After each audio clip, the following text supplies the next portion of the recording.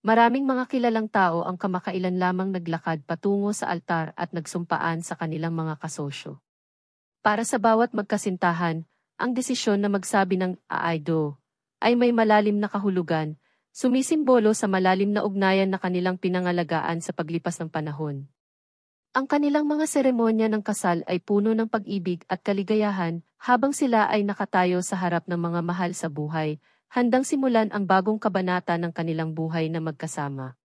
Ang nagpaganda pa ng mga kasalang ito ay nang ipahayag ng mga magkasintahan ang kanilang pagdiriwang sa publiko, ibinabahagi ang balita sa kanilang mga tagasunod at tagahanga. Suriin ang mga nakamamangha at matamis na mga larawan ng kasal ng mga kilalang tao noong 2024 sa video na ito. Valeen Montenegro at Real Manuel.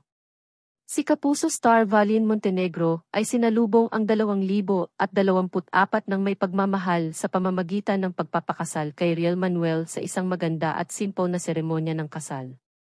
Intimate. Ginanap ni Valeen Montenegro at Real Manuel ang kanilang tahimik na seremonya ng kasal noong Enero sa The Peninsula, Manila. Angeline Quinto at Nonrev Dakina. Si kapamilya singer Angeline Quinto ay nagsabi ng "Aaido" kay Nonrev Dakina noong Abril sa isang puspos na seremonya na ginanap sa Quiapo Church. Temang Pinoy. Ang seremonya ng kasal ni Angeline Quinto at Nonrev Dakina ay nanatiling tapat sa mga tradisyong Pilipino at ang resepsyon ay nagmukhang isang mahiwagang hardin na nagdagdag ng isang kaakit-akit na ugnayan sa kanilang pagdiriwang. Benjamin Alves at Chelsea Robato.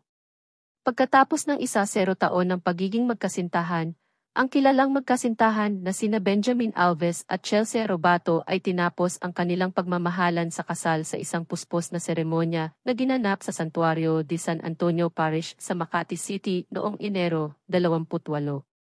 Mahiwaga. Ang seremonya ng kasal ni Benjamin Alves at Chelsea Robato ay sinundan ng isang mahiwagang hardin na resepsyon, elegante na inayos ng kilalang floral at event designer na si Teddy Manuel. Ria Atayde at Zanjo Marudo. Ang kilalang magkasintahan na sina Zanjo Marudo at Ria Atayde ay nagulat sa publiko sa kanilang anunsyo ng kasal noong Marso 23. Ito rin ang araw ng ika-32 kaarawan ni Ria, na nagdagdag ng espesyal na kahulugan sa araw na iyon para sa bagong kasal. Sibilyang kasal. Sina Ria Atayde at Zanjo Marudo ay opisyal na naging mag-asawa sa isang sibilyang seremonya ng kasal sa Quezon City, kung saan si Mayor Joy Belmonte ang namuno sa kanilang pagsasama. Medwin Marfil at Mark Angeles. Lahat ay natuwa nang biglaang inanunsyo ni Medwin Marfil ng True Faith ang kanyang kasal kay Mark Angeles. Ginawa nila ang kanilang seremonya sa Rockaway Beach, Pacifica sa California. Mahalagang yugto. Ang masayang okasyon ay nagmarka rin ng isang mahalagang yugto para kay Medwin Marfil habang unang beses niyang ibinahagi sa publiko na siya ay bakla. Mica de la Cruz at Nash Aguas.